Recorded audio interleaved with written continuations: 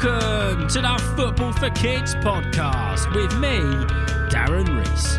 In this episode, we're going to be speaking about one of the greatest managers who's ever lived. Arsenal's longest serving manager of all time, and the only manager in modern English football to go an entire season unbeaten. We're going to be speaking about the invincible Arsene Wenger. Now, before we get into a few of your shout-outs and messages and this episode, I need to let those super listeners out there know that the episode on Peter Schmeichel is just around the corner. Thank you for being patient. It's going to be a good one when it's done, and you will get a notification from Patreon when the episode is ready to listen to.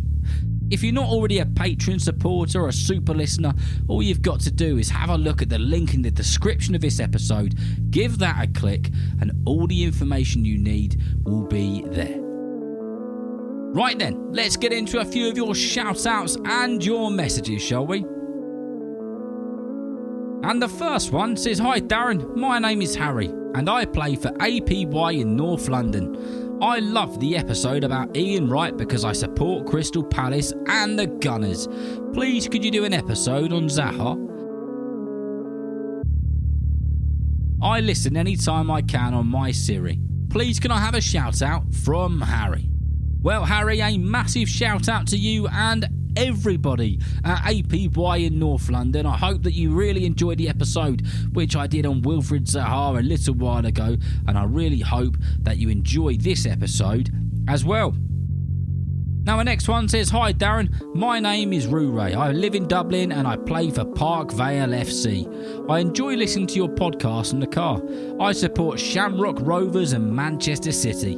My favourite player is Kevin De Bruyne, but since you've already done a player profile podcast about him, I'd like to hear one about Roy Keane. He is my dad's favourite player. My dad supports Manchester United. Please say hello to my teammates and coaches at Park Vale FC." Well, Ray, a massive shout out to you and everybody at Park Vale FC, all of your teammates and your fantastic coaches who give up their valuable time, and I'm sure they do a sterling job as well. The next one says, "Hi Darren, we are two brothers from Dublin, Keane and Luke, and we love listening to your podcast. Our favourite episodes have been on Messi and Haaland. Can you please do an episode about Luke Shaw and especially one on Roy Keane? Blimey, that's 2 shouts for Roy Keane and 2 messages. I better get on with it. Please can you also give a shout out to our team Malahide United." Well, Luke and Keane, a massive shout out to you two and everybody at Malahide United, including all the coaches and everybody else there. I hope that you're having a successful season and most importantly, enjoying your football. And the last one says, "Hi Darren, I hope you're well. Me and my dad are huge fans of Argentinian football. My favourite footballer is Messi, and then it's Maradona. I loved your podcast on Messi and was wondering if you would do one on Maradona. I have read an autobiography on Maradona and my best bit was when he won the World Cup in 1986. I love your podcasts and I listen to them every night before bed. Thank you, from Caleb Khan. Brackets, Messi is the GOAT." Well, Caleb, a massive shout out to you and your dad. I, like you, love Argentinian football as well. I'm just reading a book called Angels with Dirty Faces, which is about the history of Argentinian football. It's an absolute cracker. Right, that's all we've got time for shout outs and messages on this episode. If you'd like the chance of getting a shout out or a message, you can ask an adult to send an email to footballforkidspodcast@gmail.com. Arsene Wenger was the longest serving and most successful Arsenal manager in the club's 137-year history. He had rivalries with other club managers and he won more FA Cup trophies than any other manager on earth. But where does his story start? And what was the journey like for the Frenchman? Well, to find that out, we need to go all the way back to the beginning. And all the way back to October 1949, when Arsene Wenger was born in a place called Strasbourg. Strasbourg is a place in France, but it's very close to Germany. Arsene was the youngest in the family, and he had 2 siblings. Arsene started becoming interested in the beautiful game of football when he was around 5 or 6 years old, and he would be taken to football games in Germany. Arsene lived in a very religious area though, and in that area the church would do prayers in the evening, and he and the other children would have to ask the local priest for permission to skip the evening prayers so that they could go to football. Arsene's dad was a keen football man himself, and he was also responsible for running the local football team. When Arsene was around 12 or 14 years old, he played for the youth team of a small French village. The team lacked numbers, but they also lacked football coaches.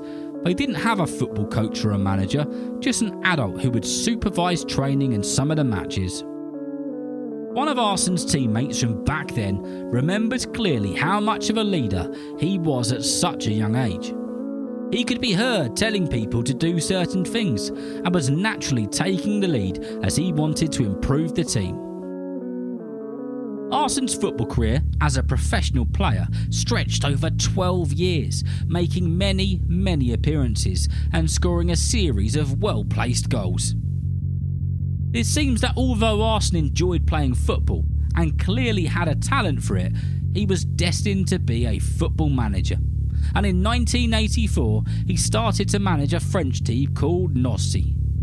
Arsene spent 12 years managing teams across France, Monaco and Japan before he ended up in North London and with the mighty Gunners at Arsenal Football Club. But how did Arsene end up becoming the Arsenal manager? Well, Arsene Wenger used to smoke cigarettes. Over 30 years ago it was. And back then, people didn't really realise how bad cigarettes were for you. Anyway, he was at the old Arsenal stadium, which was called Highbury. He wanted a cigarette, and at half time, a lady gave him a light. A friend of the lady who gave Arsene a light was one of the big bosses of Arsenal Football Club's wife.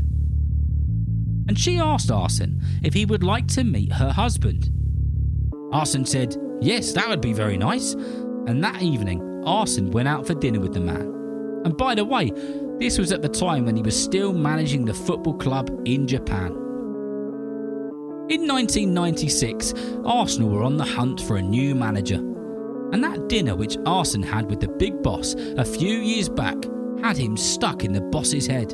And Arsene Wenger ended up getting the job as a new Arsenal boss. Arsenal Football Club's first ever French manager.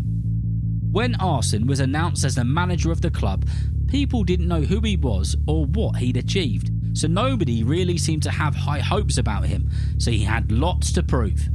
One of the things which Arsene had to change very quickly when he took over as manager was the bad habits of many of the players. They would train really hard all week, and then in the evenings and on the weekends, after the games, they would eat lots of rubbish, unhealthy things, and drink lots of beer.